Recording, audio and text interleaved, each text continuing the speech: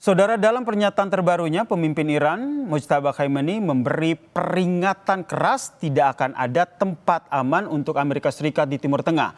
Kita bahas bersama dengan pengamat Timur Tengah, Hasibullah Satrawi, dan juga pengamat militer, Kepala Center of Intermestic and Diplomatic Engagement, Mas Anton Ali Abbas, yang telah bergabung bersama kami di Sapa Indonesia Malam. Selamat petang semuanya. Selamat petang, Mas Selamat Yasir. petang, Mas Yasir. Menarik ini kita melihat bagaimana dinamika yang terjadi sebelumnya sudah ada mau negosiasi damai, nampaknya ini makin jauh begitu. Saya ke Mas Hasibullah dulu. Anda melihatnya seperti apa? Mojtaba akhirnya dalam pernyataannya bilang bahwa Amerika Serikat sudah kehilangan pengaruhnya sekarang di Timur Tengah dan bilang bahwa negara-negara di Timur Tengah tidak akan bisa dijadikan pangkalan militernya lagi. Ya, terima kasih Mas Yasir. Kalau kita mengikuti pernyataan terakhir dari Mojtaba Khamenei, maka sebenarnya ini hanya katakanlah ujung sementara dari berbagai macam perkembangan yang kita ikutin semenjak perang ini, termasuk ketika gencatan senjata dimulai. Saya selalu menyebutnya bahwa dalam hitungan saya per tanggal 21 April kemarin, sebenarnya Iran sudah mengalami kayak semacam perubahan posisi dalam perang ini. Yang awalnya mungkin masih di bawah Amerika, tapi dari 21 April saya menyebutnya sebagai kategori fase kelima, itu Iran sudah mendominasi pertarungan, baik di level lapangan maupun di level wacana. Dan saya melihat dominasi Iran ini makin ke sini, saya menandai lagi di tanggal 1 Mei, saya anggap sebagai fase ke-6, di mana pada saat itu Trump kembali mendapatkan kayak semacam energi berkaitan dengan kebijakannya karena dia menafsirkan sendiri tentang batasan 60 hari dan dianggapnya dengan gencatan senjata 7 April itu dianggap 60 hari tidak terpenuhi, sehingga memang ada perubahan dari sisi energi politiknya, kebijakannya luar negeri Amerika. Tapi saya melihat dari sisi Iran itu dia stabil, dia terus meningkat, psikologinya makin sempurna dalam kondisi kemenangan. Dan saya melihat apa yang disampaikan oleh Mojtaba itu bagian daripada bukti-bukti bahwa mereka berada di dalam psikologi kemenangan tadi, sehingga kondisinya memang berbalik hampir hampir apa namanya total pembalikannya. Yang awalnya mungkin takut, ini malah nggak ada takutnya. Yang awalnya mungkin ditekan, ini malah justru menekan. Termasuk dengan pernyataan bahwa ini justru Amerika tidak lagi punya tempat yang aman di Timur Tengah. Kalau pernyataan ini disandingkan dengan katakanlah keresahan terbaru dari penulis terkenal di Amerika namanya Thomas Friedman di New York Times, maka sebenarnya itu dua sisi yang sama. Thomas Friedman menyoroti bahwa berbagai macam kebijakan Trump yang katakanlah tidak kuat, tidak kokoh, bisa menampilkan kepada sekutu-sekutu Amerika di kawasan bahwa Amerika tak lagi bisa diandalkan.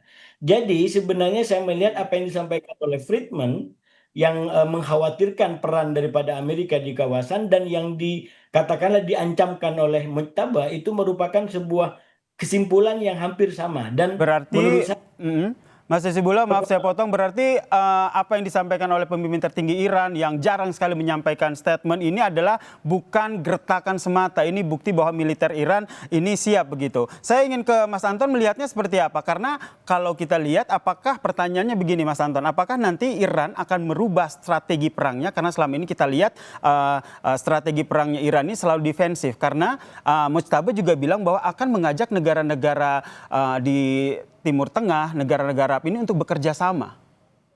Ya, pertama harus diletakkan apa yang disampaikan Mujtaba itu adalah dalam ruang negosiasi. Itu satu. Jadi dikatakan ini adalah bentuk tuntutan yang harus ditaruh di atas meja. Itu satu. Kenapa kemudian Iran harus mengangkat isu ini? Pertama, jelas bahwa satu, pangkalan militer Amerika Serikat itu cukup besar di kawasan, menampung lebih dari 40.000 dengan kekuatan angkatan udara yang cukup masif di sana. Jadi ketika kita bicara tentang ancaman, gitu, Iran tuh melihat bahwa akar ancaman kepada mereka dari Amerika Serikat ya adalah kehadiran pasukan Amerika Serikat di kawasan, gitu. Jadi mereka melihat bahwa ini adalah seakan-akan pangkalan-pangkalan militer yang ada di kawasan itu mengepung Iran. Itu Yang kedua. Yang ketiga adalah kita bisa lihat bagaimana kemudian pada perang episode pertama gitu ya. Ya ketika mereka Iran melakukan serangan pada Kuwait, Qatar, Emirat Arab, Bahrain dan lain-lain, itu kan menyerang pada pangkalan-pangkalan militer Amerika Serikat. Jadi dengan kata lain, serangan yang dilakukan ke negara-negara tetangga itu adalah serangan yang terkoordinasi. Terkoordinasi itu apa? Terkoordinasi untuk menyerang pangkalan regional Amerika Serikat. Gitu. Kenapa? Karena mereka melihat ini adalah sumber ancaman.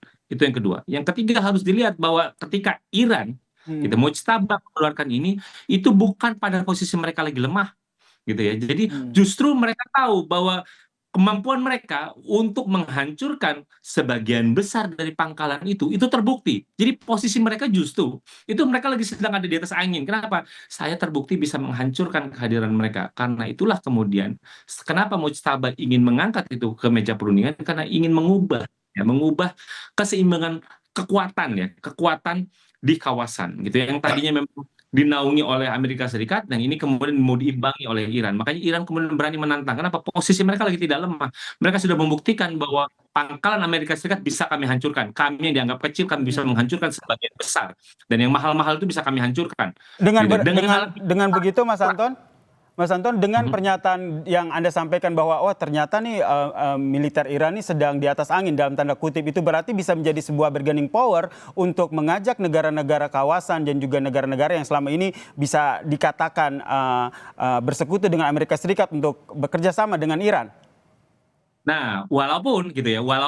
Jadi walaupun itu tuntutan itu, tapi kemudian karena itu adalah taruh di negosiasi, saya tidak melihatnya bahwa itu kemudian realistis untuk dilakukan. Kenapa? Oke. Karena satu, negara-negara Teluk yang bersekutu dengan Amerika Serikat, mereka menganggap bahwa kehadiran Amerika Serikat di kawasan itu bukanlah beban. Itu satu. Kedua, mereka kemudian membuktikan bahwa apa yang dilakukan oleh Iran itu bukan kemudian merusak hubungan, justru mempererat. Justru ada banyak analis yang bilang bahwa serangan-serangan terkoordinasi oleh Iran kepada titik-titik yang ada di kawasan itu pangkalan itu justru bukan untuk menghancurkan hubungan, tapi justru bagaimana mempererat. Mereka justru gitu ya, justru akan semakin ketergantungan kepada Amerika Serikat. Ya walaupun itu tetap saja kemudian ada peluang Cina untuk mengimbangi ya. Karena apa? Karena Cina kan berteman dengan berteman dengan Iran dalam hal ini. Jadi senjata-senjata Iran banyak dibantu secara teknologi oleh Cina misalnya. Oke. Walaupun tapi hubungan itu kemudian ada banyak bahkan kemudian misalnya dari Arab Saudi tidak melihat bahwa ini adalah beban. Justru kehadiran Washington jadi penting untuk apa? Untuk menjaga stabilitas keamanan regional. Itu yang dilakukan oleh Arab Saudi jadi pertimbangannya. Jadi kalau misal apakah itu realistis untuk bisa dilakukan, ini yang berat gitu loh. Kenapa? Oke. Karena negara Teluk itu berpikir ulang untuk kemudian mereka mencoret Amerika Serikat, kehadiran Amerika Serikat di tempatnya. Justru mereka akan berpikir bagaimana kemudian kerjasama pertahanan ini akan semakin kuat gitu. Itu ada banyak analisis yang kemudian mendukung ke arah sana. Cenderungnya bukan malah kemudian ini tetap saja membuka peluang bahwa Cina bisa masuk ke situ untuk memperkuat misalnya kerjasama pertahanan gitu dengan negara-negara Teluk. Gitu. Jadi tidak Itu, Mas. serta-merta langsung diterima mentah-mentah oleh negara-negara kawasan termasuk negara Teluk ya. Tapi dari Mas Hasibulla sendiri memaknainya seperti apa? Gertakan dari apa yang disampaikan oleh Mojtaba Khamenei ini ingin menunjukkan bahwa memang kekuatan militer Iran ini tidak bisa dianggap sepele dan sedang di atas angin dibandingkan dengan Amerika Serikat. Apa yang ingin dia tunjukkan? Ya, saya rasa itu bukan hanya sekedar gertakan. Kalau kita baca dari pernyataan perkembangan-perkembangan lapangan, itu kampanye yang bagi saya adalah realistis. Cuman persoalannya kalau berkaitan dengan katakanlah perubahan masa depan kerjasama kawasan keamanan, itu kan yang menentukan bukan hanya Iran, tapi juga negara-negara Arab Teluk. Bahkan saya menyebutnya negara Arab Teluk ini sebagai punggung utama daripada kerjasama keamanan ke depan. Saya ingin mengatakan kalau Arab Teluk hari ini mau mengubah cara kerjasama keamanannya dari katakanlah dari Amerika kemudian ke Iran, menurut saya itu juga tidak akan ada yang menghalangi. Karena yang punya kuasa adalah Arab Teluk. Tentu masing-masing punya konsekuensi. Dia berhadapan sama Amerika dengan Israel mungkin juga akan menjadi perang. Sama dengan sekarang dia berhadapan dengan Iran juga sama dengan menjadi perang. Nah, itu yang saya bilang dari awal, perang ini sebenarnya memang hanya menguntungkan Israel dari awal dan merugikan Teluk sebagai pihak yang paling tidak beruntung dalam perang ini. Nah, kalau kita lihat dari kacamata Iran, saya masuk kepada analisanya Mas Anton tadi, saya selalu sampaikan dari awal bahwa dengan menggunakan Selat Hormuz dan menyerang Arab-Arab Teluk, sebenarnya bagi Iran itu adalah dimensi kontraproduktif. Sama dengan Amerika dan Israel ketika dia menyerang, katakanlah Ayatullah Ali Khamenei. Itu adalah dimensi kontraproduktif dilihat dari tujuannya. Cuman memang persoalannya dimensi atau kadar kontraproduksi produktifnya yang dialami Iran jauh lebih kecil, lebih ringan daripada yang dihadapi oleh Amerika. Sehingga kalau Amerika dengan membunuh tokoh-tokoh utama dijauhkan dari tujuan utama perang ini, tapi Iran walaupun dia menang banyak dengan menggunakan, saya dari awal menyebut ini dua sayap yang digunakan oleh Iran dalam bentuk bola lambung. Dan itu terbukti sekarang. Bola lambung itu yang mencekik Trump, yang mencekik Amerika, yang mencekik ekonomi global. Dan itulah akhirnya yang membuat Amerika dan Israel mau tidak mau sekarang harus menghitung ulang, bahkan mendapatkan kritik dari sana-sini. Kenapa saya sebutkan sebagai kontraproduktif? Sebenarnya dengan Iran menyerang Arab Teluk itu sama dengan dia menyerang pasar baru. Kenapa saya sebut sebagai pasar baru? Masyarakat Timur Tengah itu dari dulu memimpikan adanya negara yang mampu mengimbangi Israel. Tidak pernah ada negara manapun yang rudalnya bisa sampai di Israel. Kalau kita masih ingat serangan-serangan Iran, misalkan ada video yang menampilkan ketika rudal Israel menyeberangi negara-negara Arab, rudal Iran menyeberangi negara-negara Arab menuju Israel, itu banyak pemandangan masyarakat Arab menyambutnya dengan tarian. Artinya apa? Mereka berpesta, mereka bersyukur, mereka senang. Itu yang saya bilang, fenomena masyarakat Arab secara umum sebenarnya dari leher ke bawah itu anti Israel. Tapi dari leher ke atas justru banyak yang menoleh dan kerjasama dengan Israel. Saya melihat negara Arab Teluk ingin kelihatan tegak lurus, sebenarnya lebih mudah bagi mereka daripada kerjasama dengan Amerika dan Israel. Jauh lebih kuat, jauh lebih kokoh kalau mereka bekerjasama dengan Iran. Karena mereka sudah dapat basis dukungan yang kuat di tingkat grassroots masyarakat. Cuman sekali lagi, apakah kita bicara di Timur Tengah? Nah, ini persoalannya demokrasi. Apakah ini yang tentu saja masih jadi pertimbangan dari negara-negara Timur Tengah dan kawasannya. Banyak sekali poin-poin yang dipertimbangkan terkait dengan apa yang disampaikan oleh Mujtaba ini. Karena kalau kita lihat, Mujtaba sendiri bilang bahwa negara-negara di kawasan tidak akan lagi menjadi tameng bagi pangkalan Amerika Serikat. Apakah ini juga bisa dibaca bahwa Iran siap perang terbuka dengan langsung menyerang pangkalan-pangkalan Amerika Serikat yang berada di Timur Tengah? Apa yang menjadi pernyataan atau penggertakan dari Mujtaba ini bahwa bangsa-bangsa di kawasan ini tidak akan lagi menjadi tameng pangkalan Amerika Serikat? Apakah ini menunjukkan Iran sendiri siap melakukan serangan terbuka terhadap negara-negara di kawasan, atau bisa dibaca sebagai gertakan dari Iran agar mengajak Amerika Serikat ke meja perundingan? Ya, saya rasa bukan hanya siap kalau dari sisi Iran, itu sudah membuktikan. Perang 40 hari itu sudah membuktikan bagaimana Iran mampu melawan Amerika, mampu melawan Israel, bahkan mampu membuat kehadiran Amerika di negara-negara Arab Teluk itu tidak berguna sesuai dengan yang diinginkan. Karena pangkalan-pangkalan militer itu diharapkan untuk melindungi mereka. Satu dari musuh luar, dan yang kedua adalah dari musuh dalam, dari katakanlah pemberontakan rakyat. Ini yang sudah terbukti, yang sudah terbukti adalah dari serangan luar. Terbukti Iran mampu menyasar tempat-tempat terdalam yang disebut sebagai pelindung bagi negara-negara Arab Teluk itu. Karena itu ketika Mujtaba mengatakan pernyataan yang keras itu, bagi saya itu adalah proposal. Proposal artinya tinggal bagaimana negara Arab Teluk bersikap. Kalau mereka mau, maka bisa dicapai kesepakatan itu dan akan terjadi perubahan signifikan di Timur Tengah. Sekali lagi tentu dengan konsekuensi-konsekuensi yang tidak ringan. Nah, oleh karena itu, kalau bagi saya ke depan memang ini ada di Arab Teluk, bagaimana mereka akan bersikap.